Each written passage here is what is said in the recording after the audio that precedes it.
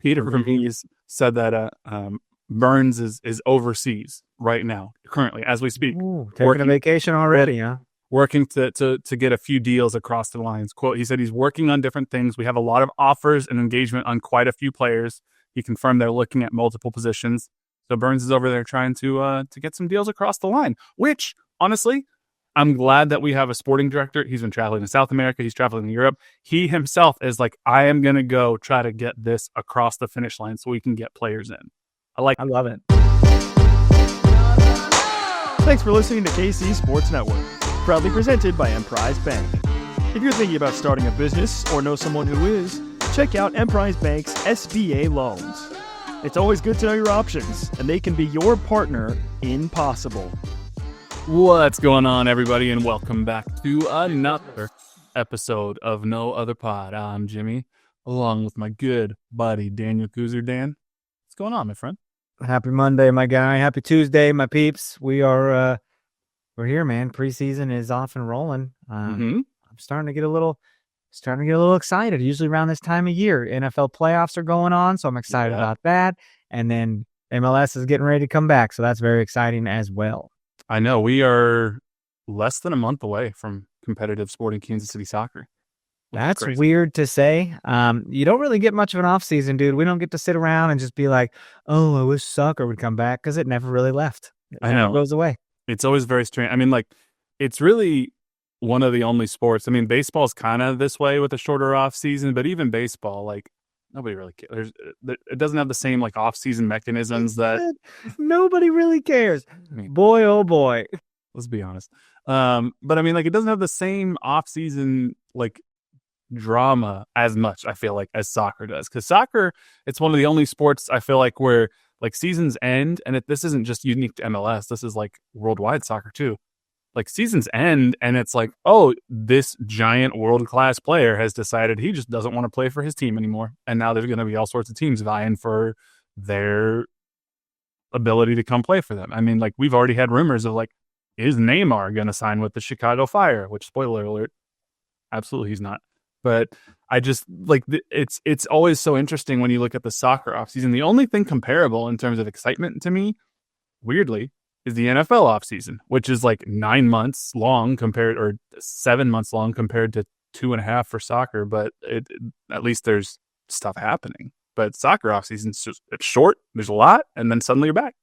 Not a lot of rest, man. They take some time to get away from their job, the game, and recover the body, fix any nagging injuries, maybe a surgery or something here and there. But like, it's coming right back, and it's been really cool to see the guys down south running around, training, doing warm-ups and stuff, beep test, all that nonsense. It's they're getting back to it, man. And our favorites are out there, dude. We got, Shallowy's back. Jake Davis is doing beep test things. Like, it's pretty cool.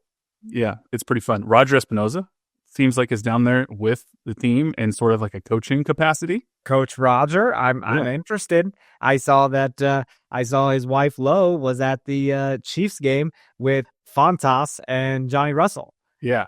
I was like, well, that's awesome. Yeah, I think now with your spouse's friends. I think both Johnny and Fonty are Chiefs season ticket holders. Yeah. So, I mean, sadly, probably not next year, but at least, this year I'm assuming they'll be at the AFC Championship game next week. So watching Patrick Mahomes and the Chiefs take down the Bills once again. So, man, I got to tell you right now, you guys don't come here for Chiefs content, but like, it's all I want to talk about right now. It's just where you're in the thick of things, and you just, the excitement it's untoppable. You are not to betray any confidence or anything, but before we started recording, you seemed a little less optimistic about this game compared to some other people. Have you met me? Is this our first time speaking? Like, dude, it's so much easier to feel that way. And then if we win, it's like, oh, wow. Because then if you lose, it's like, kind of figured that would happen. Yeah. It's so much easier to live a life. It's pretty crazy. Life. Yeah, I mean, that's true. I mean, 7 straight AFC championships for the Chiefs. 6 of them, I believe, are at Arrowhead. I mean, this is, the only thing I was talking about this with my cousin and my brother the other day. I was like, what are comparable runs in our lifetime in terms of sports? And obviously there's the Patriots. Like the 8, literally the 8 previous ones belong to Tom Brady. There's the Patriots, and then there's like Alabama football, in college football. Maybe like the early to mid 2000s USC where they had their run, but like it wasn't even the same. Or like 90s Manchester United or late 90s Yankees. But other than that, I mean, like this is a special run the Chiefs are on. And it's so funny watching everybody outside of Kansas City just absolutely hate everything Chiefs related. Like it's really, really funny. I've always loved a good villain being in pro wrestling, in a movie, Darth Vader, whatever, dude. And if we got to just embrace the Vader inside of us, I'm all in, bro. Let's do it. Speaking of a villain, sorry, before we will actually talk Sporting KC soccer here, but I have to ask you something because I saw this come across my Blue Sky timeline and I don't know what's going on. And I almost sent it to you. I don't think I did send it to you, but I was like, Dan probably knows what's happening. There's some TNA women's wrestling match is happening. And there's someone named Tessa Blanchard, who I think just won a belt, but as middle of the match is happening, all of the fans in unison start chanting, "She's a racist." What's happening? Bro, people don't forget. This was like I don't know what the year was, but it was years ago. It came out that she was very racist towards one of her coworkers, calling names, didn't want anything to do with people of different races. I don't know. There's a lot of allegations out there. So TNA, it was Impact Wrestling at the time. They dumped her, got rid of her, and she went, dude, she was like wrestling in like middle school gymnasiums. Like it was a fall from grace because she was a star. She had the body, she had the muscles, the look, the charisma, the jawline, for God's sakes, was like a crescent moon. And she just disappeared. And so they brought her back, and people were like, no, she's a racist. And that's why they chanted that. And all of a sudden she gets some big match with buff-ass Jordan Grace. You know, they got crossover now with WWE, the partnership. Yeah. Jordan Grace was in the Rumble last year, wasn't she? She was in the Rumble. You might see more people in the Rumble. You might see people show up on NXT. Dolph Ziggler might come back. It's pretty wild. His name and he appears. He just won the championship. I saw that. I mean, he just beat Dolph. So, well, he goes by Nick now. But like, no, Tessa did not win a belt though. It was like more of a grudge match, kind of a big backstage brawl led into this grudge match. So, but I just like I was sitting here, man, because like I watch WWE stuff, but like WWE, they're less so than when Vince was in charge, I feel like, but they're still very careful about what they let on television. And I cannot imagine an entire crowd at a WWE show chanting, "She's a racist" or "He's a racist," and it gets on the air. Like they would drop that crowd audio, I feel like. I'm not sure that they'd have racists wrestling. Well, like, I mean, well, private racist. Yeah, I know that was different, and people booed the shit out of him. Like, can you imagine next time Hulk comes? Because I saw rumors of like maybe they're going to bring Hulk back and we're going to have him be villain Hulk again. Can you imagine next time he comes out to cut a promo about his stupid ass beer and the entire arena just starts going, "Hulk's a racist." They should absolutely. I don't know why they brought this gal back. If I'm being honest, I was very surprised. Feels like it's a very high risk, low reward situation. But also, I don't know if she like came out and publicly addressed it or if she just kind of went into hiding and let it go away, hoping it would. But like, come out and address it, dude. Say something like, "I was wrong." And then what's the statute of limitations on that? Then should we all be over it? I don't know. I mean, like, it depends on how sincere, I guess, you want to believe it is. Or are you just saying, like, you're only apologizing because you got caught? How do you forgive people? How do you forgive Kareem Hunt for, kicking a woman in a hallway? Like, what do you do? What's the timeline on this? Mm-hmm. It's all, I don't feel like I'm qualified to be the arbiter of people's forgiveness, but like, different. I know it's how you feel. It's based on how you feel, but I want someone to show me like, no, actually you should be over it about 3 years later. Like, let me know what's the right time. Simple. I just want to do the right thing. Tell me what the right thing is. Yeah. Unfortunately, it's probably not that simple and it's different for everybody and everything. But yeah, I saw that and I was like, this is crazy. Like, I've never seen anything like this. And then I saw Joe Henry win the belt and I was like, yes, please, this man needs to appear at the Royal Rumble. And he very well could. Or show up on TNA with some matches or on NXT with some matches. That could be fun. Yeah, it would be cool. So obviously he's not going to win the Rumble. It's a stacked Rumble. It's 2 weeks from now. Man, you get to watch that live? Probably. I think so. God, dang. Can you go over to my boss's house, have some pizza and beer? How do I even avoid spoilers to try to watch the next morning? You just gotta turn off all your electronic devices. Just turn off my phone. Just don't talk to AWOL and disappear for 24 hours. Dude, the thought of that gives me crazy like butterflies. Like that feels so weird. Yeah. I mean, I get it. Like the most things, my phone's never dying or anything because I'm always around a place where I can charge it. The only time I ever get any sort of like anxiety about it is if I'm doing like a long travel experience and I forgot like to charge my portable charger. And then I'm like, what happens if my phone dies and the plane doesn't have a USB connection in it? And then I'm like, all my boarding passes and my itinerary and everything's on my phone and all that. Like, it's weird being in a situation where you're like, I have to communicate to the outside world and I can't. I know. So, then you'd have to actually talk to someone and get assistance. And we do not want to talk to anybody, folks. We do not, if we can avoid it. Would you ever, and then we'll probably take our break and actually talk soccer, but have you heard of this thing? Now, it's going to sound weird because this term has a different connotation, but have you heard of this idea of raw dogging a flight? Yes, and I don't like the term raw dogging anything. My wife uses that term for not putting booties on my dogs when they go into the snow. I'm glad you finished that sentence. If you'll let me finish it, when my dogs putting booties on my paw's dog, they raw dog the snow, and I'm like, well, hold on, what is happening? Okay, but yes, raw dogging a flight, just not doing anything. Like it's like staring straight ahead, no music, no anything, and it's just like sitting there. I don't know. I guess people find it like meditative. Nick raw dogged it outside earlier. Went outside without a heavy coat. That's stupid. It's 4 degrees. I did go outside in just a t-shirt earlier today for about 5 minutes when I let my dog out. 5 minutes? Yeah, it was. That's too much. She was taking her sweet ass time deciding where she wanted to go pee. Were your boogers freezing? Because it's booger freezing weather.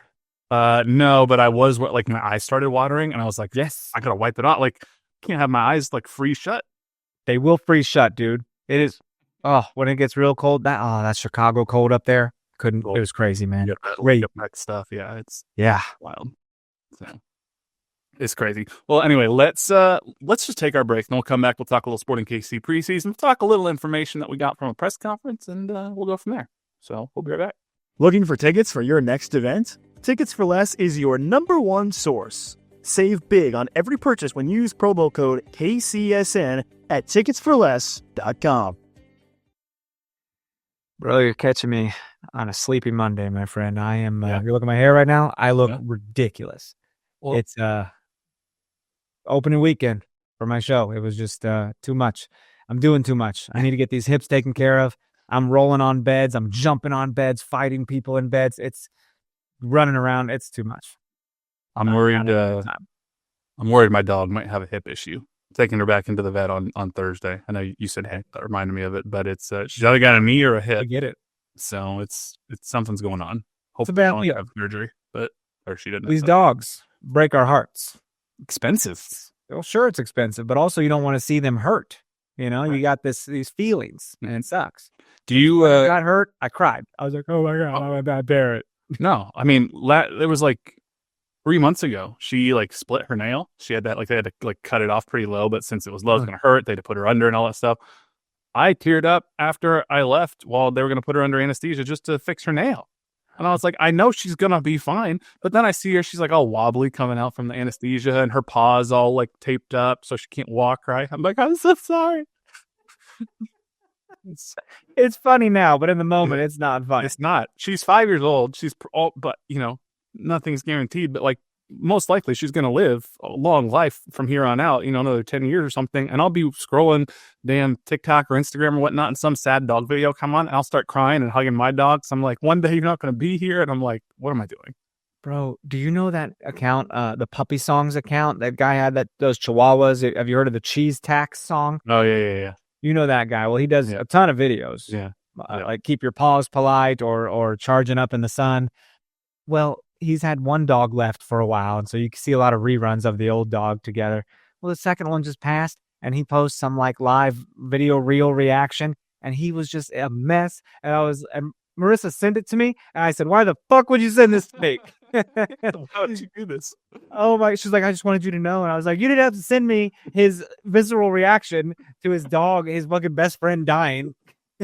So if I don't see it, I can't feel it. Okay. Right. No, I'm with it. Every time I see a dog on my social media now, I'm like, it could be sweet or it could be heartbreaking. I can't take that risk. People coming home from war and the dog sees them or something. Oh my God. It risks me. Oh, I can't. It's wild. I'm like, who's recording this? You're the problem. Don't record. And then I feel guilty. I'm like, why am I not spending every waking moment I have with my dog, making sure that I know you can't, but I could go to war any minute. like, They don't know. I mean, who knows? And given what's happening, Not me, dog. I got bad hips. I got excuses. nice. I got bone spurs. Let's before we get too far off track, let's talk a little Sporting Kansas City soccer, because there was a Sporting Kansas City preseason game. It happened. Now, I'm using the term game loosely, because this originally was supposed to be a 90-minute preseason match, and I shortened it to only 60 minutes because there were a number of Sporting Kansas City players that were not available for this game. Daniel Shallowy, Danny Rosero, Memo didn't play, William Agata didn't play. I mean, like there was a significant number, non-negligible number of Sporting Kansas City players that just were not available. Now, having said that, it's against a college team, Florida International University. You would think that professional soccer players, even if they're not the mainline starters, should be relatively competitive in a pretty, easy fashion against a college team. So if you look at just the scoreline of this game, and you go, wow, Sporting Kansas City lost in a 60-minute scrimmage 1-0 against Florida International University. As you can imagine, people didn't take too kindly to that on SKC socials. So, as you know, we couldn't watch it. They were tweeting about it. Basically, yes. Twitter. Was there some Vermees out situations being said? Yes, I'm sure. So, given, and the lineup was Pulskamp in goal, which Pulskamp's probably the number one this year, at least as of now. Probably. Backline, Kyrie, Joaquin Fernandez, Robert Voloder, Logan and Denbe. That's close to the back line. I mean, Danny Rosero probably in place of Robbie Voloder, but that's probably the back line. Midfield, this is probably only one of the three starters. Jake Davis was in there. And then there was newly signed homegrown Jacob Bartlett and Zorn Basong. That was the midfield. And then the front line was Eric Tommy on the wing, Mason Toy up top, and Stephen Afrifa along with him. So, I would look at that lineup and I would say that lineup should be a college team, but they didn't. Lots of subs after 30 minutes, but what's your feeling after this game? What do you take from a preseason scrimmage like this, if anything? Well, same as always. You don't really give a shit, but of course I'm going to be snarky and sassy and be like, hey, we're picking up right where we left off last year. I mean, it's not a victory and we're used to those, so that's fine.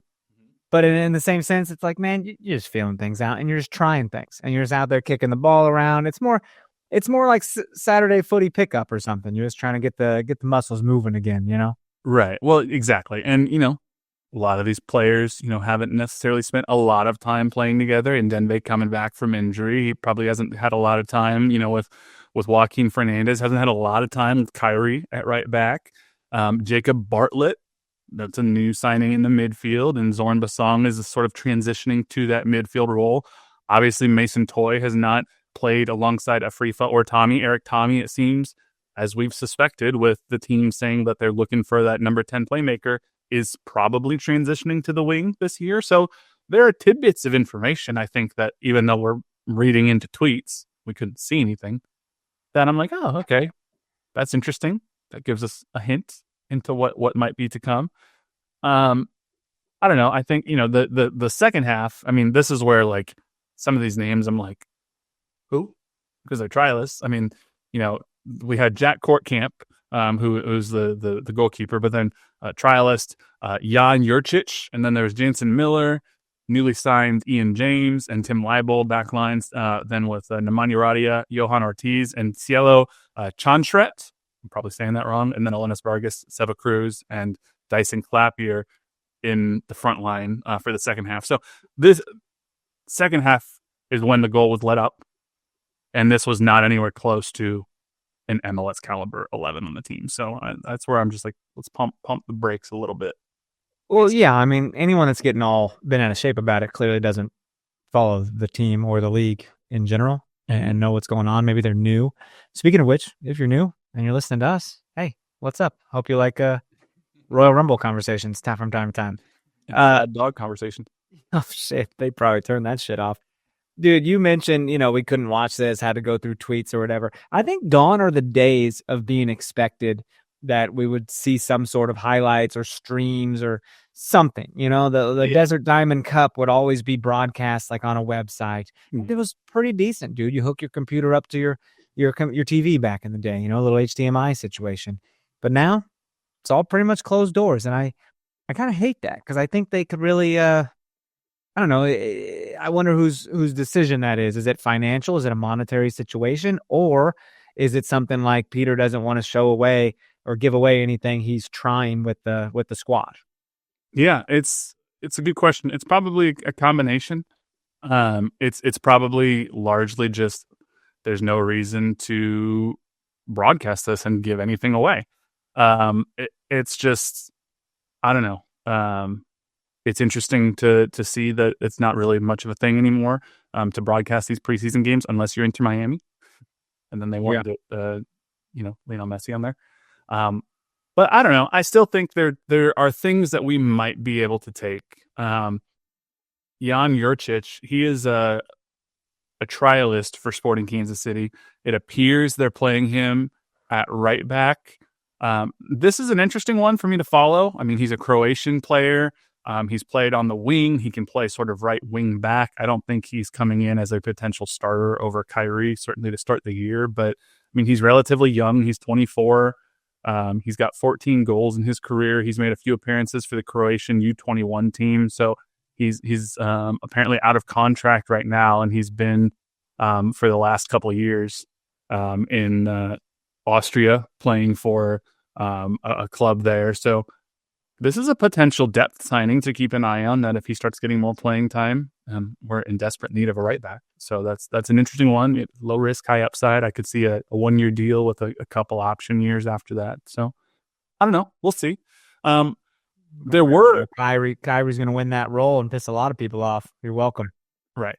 And so in terms of, obviously everybody would rather have a win, but if you're looking at the results, I mean, the MLS Cup champion LA Galaxy did not win a preseason game last year. So there's that. And then the Detroit Lions, who went 0-16, 10 years ago, went 4-0 in the preseason that year. So what did the Chiefs do in the preseason this year? Right. Preseason does not matter when it comes to regular season results. They are trying things and stuff. Again, obviously winning's better than losing, but this is just camp. I wish they didn't even tell us the result. I wish they didn't even give us play-by-play of what's going on, because at the end of the day, none of it matters. You know what I mean? It sucks. And you keep putting your damn head down and you pop up with that LA on your hat, and it's like, listen here, LAFC. I see.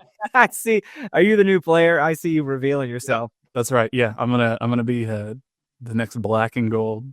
Dang it. But I think one thing we did learn, and a reminder for people too, because we're all the signings. Transfer window doesn't open for another 10 days. Mm-hmm. New signings, if they're under contract with other teams, simply are not allowed to play with Sporting Kansas City right now. So I know tell everybody. There haven't been any announced, I know, but even if they're announced right now, they can't become official for another week and a half. So just chill out. Just pump the brakes for a minute. And we might not see nothing till this summer. We don't know. Well, our expectations aren't high for much. Good news is, and this was something that they mentioned in the press conference after the game, is Peter Vermees said that Burns is overseas right now, currently, as we speak. Ooh, taking a vacation already, huh? Working to get a few deals across the lines. Quote, he said he's working on different things. We have a lot of offers and engagement on quite a few players. He confirmed they're looking at multiple positions. So Burns is over there trying to get some deals across the line, which, honestly, I'm glad that we have a sporting director. He's been traveling to South America. He's traveling to Europe. He himself is like, I am going to go try to get this across the finish line so we can get players in. I love it. I mean, that should be like the bare minimum for somebody who's in charge of it. But again, this is something that, like, everything they've said, everything they're doing, we have to see results on the field. But the building blocks they are laying are moving toward a good direction compared to where we've been for the last handful of years. So we'll see. Dude, I love this sport in the sense of how international it is and how excited I get when an international player comes in and then they start like making an impact. like an Ilie Sanchez, like a Gerso Fernandez. You know what I mean? Like it's certain electric players like that, man. And we don't know who we're going to see or what position and what kind of impact they'll make on the team.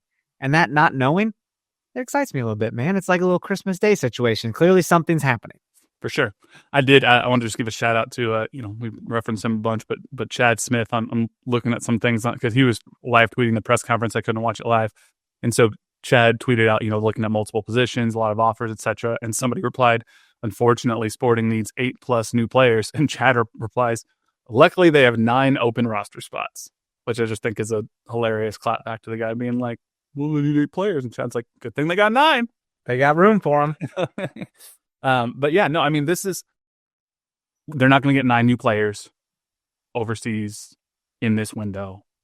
They'll figure out how to fill out the roster for this year. There might be 2 or 3 that get announced over the next couple weeks. We'll see. I don't know. But the team that we have now is not going to be the same team once it comes this summer. It's not going to be the same team a month from now, almost certainly even. So we'll see what happens. But I am excited. Another thing I think that was interesting from this press conference is both Peter Vermees and Mason Toye talked about how they are really putting an emphasis on getting to the goal more quickly and more urgently when they're in possession and trying to score faster, which I think is something that a lot of Sporting fans, I would guess, are happy to hear, because how many times last year would there be these like long build up, 30, 40 pass possessions? Nothing would really come of it. They couldn't get anywhere of note in the final third, and they wouldn't get a goal until deep into the first half or the second half. So I think it's very interesting that there is this point of emphasis for the front line and the midfield, apparently, that we got to get the ball, we got to get to goal fast, and we got to score fast. That seems like a good, I don't know if I even want to classify that as like a tactical change per se, but that's something different. Yeah. So it's interesting. I don't know. I'm just, and a free throw, obviously he's never played with Mason Toye before, but he said this, I thought this was interesting. He said Mason Toye his play style is a hybrid of William Agata and Alan Polito. Oh, hey. So that's a good hybrid. That's efficient. And he was like, once he starts getting to know where Toye wants the ball, it's going to be very easy to find him. So I don't know. I'm just excited to see where this team can go. I know this was just one preseason game. It is what it is. But there's more to come. Totally. Yeah. So we'll see. There was one big change for one player this offseason that we just learned about recently that I think, I don't know if you want to call it a transfer window addition, but our favorite player, Daniel Shallowy, has transferred a mustache onto his face. And we're throwing up a picture right now that we just saw on Twitter. And let me tell you, if I see this man running at me, I'm feeling some feelings. Dude, look at me. That's a handsome man. I mean, it's, if people want to make the jokes about stay away from the park or whatever, like I don't give a shit. Look at that man. He's like, hello. I mean, that's a 1970s Burt Reynolds. I mean, it's like Spanish, bro. That's like, I mean, yeah, he's got a little poppy vibe going on. The hair is whooshing over and little dancing. And, just the face he's making and the position. I don't know. If the mustache sticks around for Daniel Shalhoub this season, I don't hate it. If it sticks around, Daniel Kooser's bringing his out, because that's exciting stuff. You think I'm not going to? That's giving Benny Feilhaber mustache vibes. I see no problem with it. I think you should join me. I see you starting a little beard action going on. I think it'd be hilarious. I hate to break it to you. This is literally as much as is possible for me. You can't get any more? No. Well, let's get you on some hormones, and we get. I started just being like, oh, what happens if I don't really shave all that much, like last April or something? And like I clean it up, otherwise you get like random like straggly hair. But this is about as much as it's getting. So okay, fair enough. Nick and I will just do it. Mm-hmm. And my hair's so light that you can't it's hard to see much anyway. Well, yeah, you get red beard going on. It happens. You get red beard for sure. But I don't know. I like the mustache, and as we know, Daniel's no Daniels. So if Shallowy gets the mustache, we'll see the Koostache come back. Big fan, dude. You know what else was talked about that I don't know if it's a good place to put it in, but I'm going to do it anyways. Theme nights for the year. Ah, yes. Little controversial, of course. We don't see anything that's, that really matters to anybody other than Star Wars fans. Which, ironically, Star Wars, if we're being honest, it's a very political IP.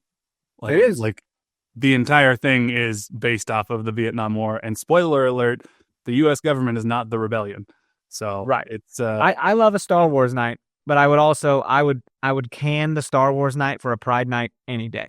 well, I think that would be pretty cool. what sucks is they haven't really had Pride Night in a handful Yeah. of years. They changed Exactly. it. They watered it down to soccer for all.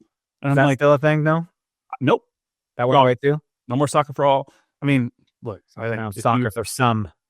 if you have followed this podcast for a number of years, or at least myself or Dan, even on social media, you know where we stand on these things. And unfortunately, without getting too much into it, because I'm trying not to get myself too angry, the country seems to be moving in a particular direction where tolerance is not as much of a priority anymore. And I think that's very unfortunate.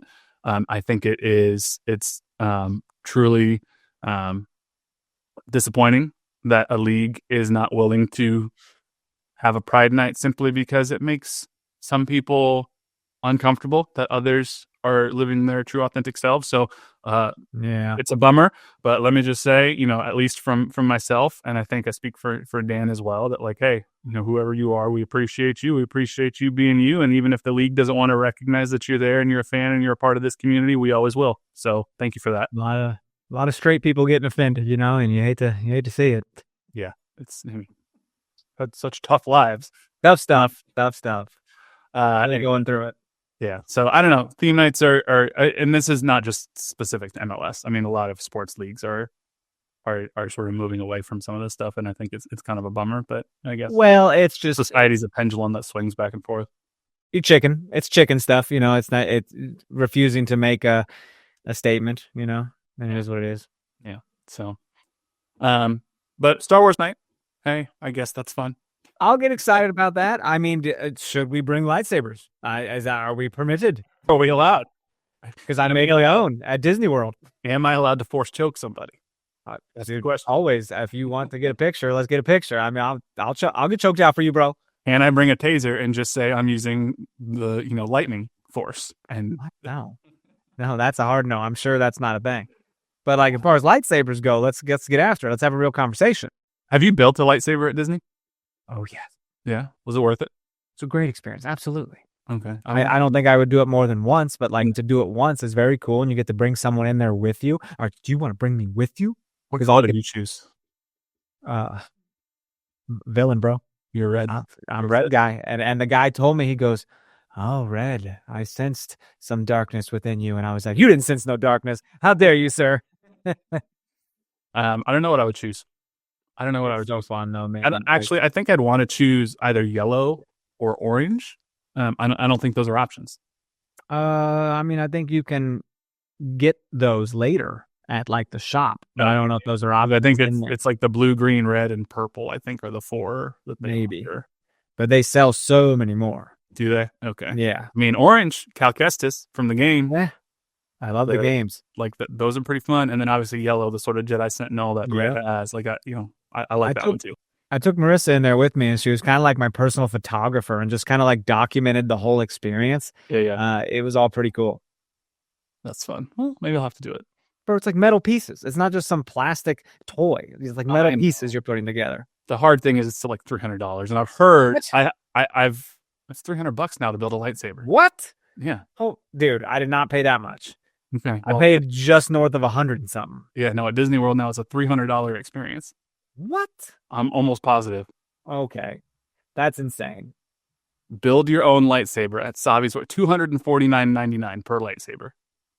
Did I pay that? And then there's you said $300. Well, but then it's $300 if you want to either $249.99 plus tax. And then if you want to buy the better carrying case, that's extra. And if you want to buy a different colored crystal, that's extra. So I mean, it's very easy to get over $300. Did I pay $250? I can't imagine Marissa would have let me do that. I might have. Holy shit. Well, they've force erased. Did a little Jedi mind trick on the end. You did not pay $250. Do you think I was Jedi mind trick? And I don't remember? You paid $100. So you have to go find that place. You have to find the shop. It's unlabeled. It's unlabeled because it's Jedi shit. They don't want people to they don't want the freaking dark forces They don't want Kylo to find it as he's roaming around Galaxy's Edge. Very cool moment. Sorry, I'll stop geeking out, but worth it. Maybe I'll do it. We'll see. I'm going to be there in May for a work conference, so maybe I'll. Oh my god, I'm going to go for your work conference as well. You want to meet me there? Oh, I so do. New hips and all, bro. The only other real sort of like MLS news that I think is probably worth talking about is MLS did announce some changes to how the roster construction and acquisition mechanisms work for MLS this year. For the first time in league history, which is a little crazy. MLS clubs can now pay real money transfer fees to other MLS clubs for intra-league transfers. You don't have to use Garber Bucks general allocation money anymore. If I'm the Seattle Sounders and I want to go get Jesus Ferreira from FC Dallas, and I hadn't done this 2 weeks ago, I could go to FC Dallas and say, I will pay you $7 million in real money to transfer over to my team, as opposed to having to use allocation money, which makes it a little bit more of an even playing field when competing with teams from other countries or other leagues that are trying to acquire MLS talent. Because if, somebody in, the English Championship says, hey, I want to acquire Jesus Ferreira and I'm willing to pay $5 million. And Seattle's like, damn, I'd pay $5 million. I'd pay $6 million. I'd pay whatever, but I'm not allowed to by league rules. Then that sucks for both FC Dallas and MLS in general. So they have changed this where clubs will be allowed to acquire up to 2 players and trade away up to 2 players per year for cash. Unlimited out-of-pocket funds can be used for this. So you could pay whatever you want up to twice. And then clubs may convert revenue generated by these trades to general allocation money if they would like to be spent in other ways. So if a player acquired via cash trade will occupy a DP or a U22 spot, that player must remain as a DP or U22 spot on his new club's roster during the guaranteed term of his contract. So it's just it allows more freedom to buy players.